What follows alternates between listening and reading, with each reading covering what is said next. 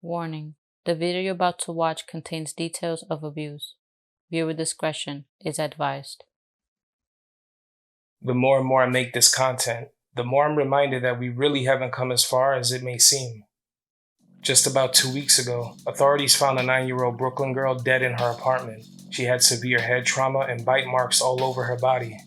To hear something like that, it's gut-wrenching, you know what I mean? It hurts. Neighbors say they would occasionally see the little girl and her 13-year-old sister. You did see them on the fire escape, playing. But residents say most of the encounters with their mother were disturbing. She was always yelling at them, so they always looked a little scared, a little, like somebody's screaming at you. So. It's 2022 and this is still happening. And as always, when the cameras show up, suddenly the entire neighborhood knew everything that was happening with this family.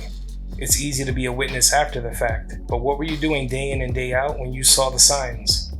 If I sound upset, it's because I genuinely am. What happens the day one of these pictures popping up is one of your neighbor's kid, maybe even someone in your family? Would you respect the opinions of those who say they knew and did nothing? Yeah, I didn't think so. In March of 1997, the country was quickly and harshly reminded that the shocking deaths of 𝐤𝐧𝐸𝐴 and Lisa Steinberg were more than just tragic child deaths, but a part of a rapidly growing problem. The beginning of a much bigger issue with no end in sight, even as I sit here today. It's an ongoing series of shattered promises between the city of New York and a large majority of its abused children.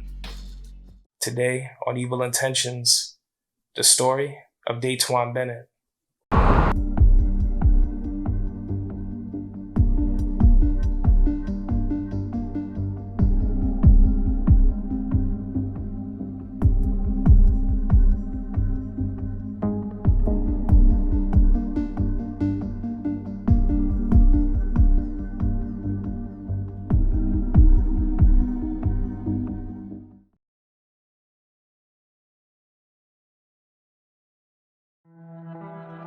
Daytwon Bennett was born on June 4th, 1991, in the Bronx section of New York City. He was born to his mother, Jocelyn Bennett. Daytwon had 5 siblings from 3 different fathers: Damien, 9 years old, Darian, 8 years old, Donovan, 7 years old, Dominique, 3 years old, and Dante, just 15 months old at the time, Daytwon being the 4th oldest of the children. Daytwon was described as an adorable and active 5-year-old whose eyes would light up when something made him happy or excited. Daytwon was a special needs child with special considerations, including behavioral and others. He attended the Kennedy Child Study Center, a preschool for developmentally delayed children. He and the rest of his family resided at 2322 Ryer Ave, located in the Fordham Heights section of the Bronx. All of the children in the household were doing their best to lead the lives of kids when they were met with the harsh realities of child neglect. A lengthy history of child abuse plagued the Bennett household as far back as 1989.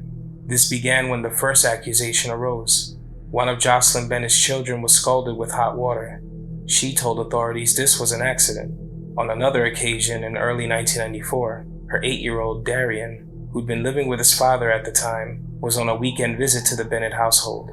When he returned, he had a laceration on his face, and this prompted yet another call to the Child Welfare Agency. Due to the on-again, off-again accounts of abuse, the children lived their young lives in and out of foster care from 1989 up until about 1994. From the age of 5 months up until Daytwon was 3.5 years old, he and 2 of his brothers would end up in the care of Rosie and Albert Sanders. The couple became foster parents to Daytwon back when he was removed from his mother's care. They described Daytwon as a happy child who would always run to the door, wide-eyed and excited whenever his foster dad would come home from work. They were overjoyed having Daytwon and his brothers in their home. What they didn't know was that their time with the 3 children was coming to an abrupt end. Going through the system so often, the children of the Bennett household did their best to just be kids. But unfortunately, the abuse just didn't let up. By January of 1996, Daytwon and 4 of his siblings were removed from their mother's care and put in the care of their grandmother who lived in Queens, New York. The situation would only become much worse and nothing was being done. On June 20th of 1996, just 6 months after the children were removed from the home, the Administration for Children's Services recommended that the children be returned to the care of their mother. The legal aid rep who was handling the Bennett case had no objection to this idea, despite the last 8 years of obvious abuse. Therefore, the family court judge presiding over the case had no issues arranging this reunion. This would only be possible if this was done on a test basis with regular visits by a city caseworker to their home. The allegations of abuse weren't without basis. It was clear that the children in the home were being abused at one point or the other, and they should have never been returned to the home. The condition of the home, however, would haunt anyone familiar with Daytwon's story, simply because it's not what you'd expect. The walls in the Bennett household that surrounded Daytwon and his siblings each night were freshly painted. The apartment was filled from corner to corner with new furniture. A caseworker visiting the home described the location as clean and immaculate. Not even the closets in the home contained any type of clutter, but hidden in one of the back bedrooms was a dark secret that nobody would expect. On March 20th of 1997, the last time a visit would be made to the home, the caseworker making the visit to the apartment didn't see Daytwon. His mother would tell the caseworker that Daytwon was out of the country, staying with his father, who resided in Jamaica. The caseworker had seen Daytwon in the home in the past. She described him as being small for his age, but in good health. Apparently, the examination of Daytwon's body that is required by caseworkers to check for signs of abuse was never done. In actuality, what she missed was Daytwon's sunken eyes, hollow cheeks, and up to 150 bruises that covered his small body. She also failed to talk to Daytwon alone. The caseworker stated that the next visit that would be made would be on March 31st, and this time, 𝐤𝐧𝐿 would have to present all children under her care, including Daytwon, of course. But this wouldn't be possible, because that visit never happened. Daytwon, the sweet 5-year-old, was being singled out by his mother and received the worst treatment imaginable. Despite abusing some of her other children in the past, in this instance, they were found to be in good health and untouched. In a lot of cases like these, the child who's receiving the severe abuse is being singled out because they're different in some way, either special needs, a different skin tone, or maybe that child just doesn't have the same father or mother as the rest of the children. Daytwon was being beaten and starved for the last 5 to 6 weeks of his young life. If he tried to get scraps of food off the table or from the garbage can, his mother would beat him. There were times where he was so hungry, he would try to take sips from his little brother's bottle. If he was caught, she would beat him even more. He endured this treatment nonstop, while his other siblings had no choice but to sit and watch, fearing they'd receive the same treatment if they said anything. On March 29th of 1997, Daytwon just couldn't take it anymore. It was on this day that his mother tied him to a chair with rope to keep him from moving and beat him to death with a broomstick. Shortly after, as Daytwon sat in the chair taking his last breaths, his mother would untie him. 𝐤𝐧𝐿 Bennett rushed an unconscious Daytwon into Union Hospital on East 188th Street. She used a fake name and told doctors that Daytwon wasn't eating right. She said he had a stomach virus, but doctors took one quick look at Daytwon and knew this wasn't the only thing wrong with him. Daytwon's emaciated body bore many signs of trauma. It was said that the 5-year-old's body hardly had a spot on it free of bruises. Daytwon only weighed 30 pounds and was only 3 feet 9 inches tall, the average height and weight of a typical 3-year-old. He had rope burns around his wrists, both old and new, indicating this had been done before. He had welts on his body that looked as if they were done by lit cigarettes or an iron. The autopsy found that Daytwon died of fatal child abuse syndrome and neglect with starvation, malnutrition, and multiple blunt force injuries. He had contusions to his head, torso, and extremities, a spinal injury, and wounds that were in various stages of healing, a clear indicator that the child suffered this for weeks and weeks. A veteran detective with more than a decade working the streets of the Bronx would say, quote, "It was the most horrifying thing I have ever seen in my 13 years in this neighborhood." The outrage that followed Daytwon's death would only be met with more outrage when it was found that Daytwon Bennett's older brother made a frantic call to the father of 2 of 𝐤𝐧𝐿 Bennett's other children. When he called him, he said, "My brother's dying, come over," as he cried, clearly distraught, Instead of helping or calling 911, the man simply hung up the phone. He'd assumed the call was something coordinated by the child's mother and not something to be taken seriously. A few minutes later, Jocelyn called the man herself and told him, "The baby passed out. I'm scared." His response? "What the fuck you calling me for? Call an ambulance." He claims that after the second phone call, he called 911 himself, but police couldn't verify this. The man also stated that he never witnessed any type of abuse when it came to his children, 3-year-old Dominique and 15-month-old Dante.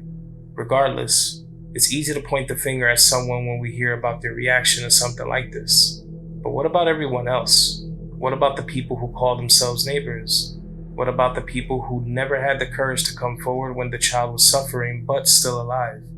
Why is everyone so quick to show their face and speak their minds afterwards? You could hear him crying and saying, "No, mommy," one neighbor recalled. Another neighbor witnessed Daytwon's neglect daily. She had this to say.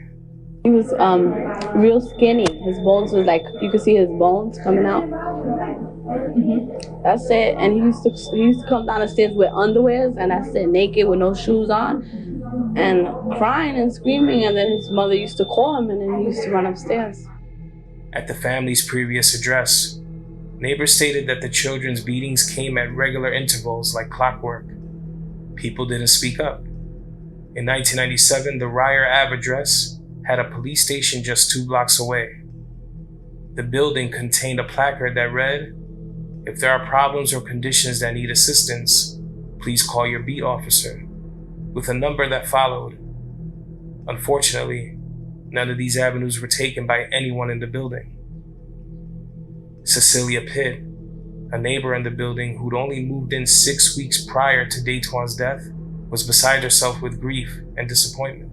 The normally active and happy wife and mother, who would always make sure she welcomed her family back home with open arms when they returned from work and school, couldn't even bring herself to get off the couch.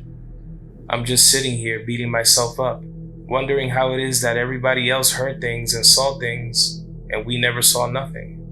Nicholas 𝐭𝐲𝐿, the head of the Administration of Child Services in New York City, defended his agency.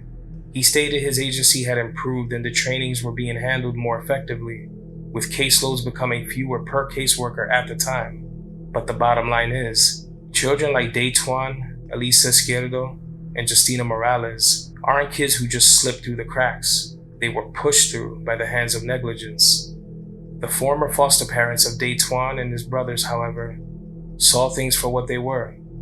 Negligence, either way you cut it. They were distraught when they learned of Daytwon's tragic passing. Rosie Sanders had this to say. "I can't believe that he's gone. They should have left him with us. If he wouldn't have left me, he would be here with us, big and happy and running around. I blame the system and everyone else involved with putting him back with her.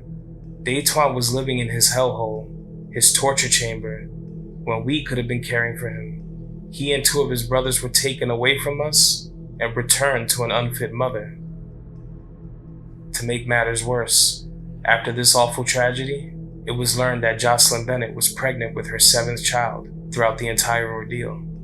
On Thursday, June 30th of 1998, Jocelyn Bennett was sentenced to 17 years to life in prison on a charge of second-degree murder for the death and torture of her son. Daytwon would have been 30 years old. Appreciate you guys stopping by and watching today's video. So what do you guys think? If you're living in a residential neighborhood and you hear and witness this type of thing, what are some avenues you might take to ensure the safety of that child? Please feel free to debate in the comments. Just always remember these are real cases tied to real families and they are still mourning. Now friends, always remember, keep a tight circle, mind your surroundings, and speak up when you witness something like this, because you never know who might fall victim to evil intentions. I'm out.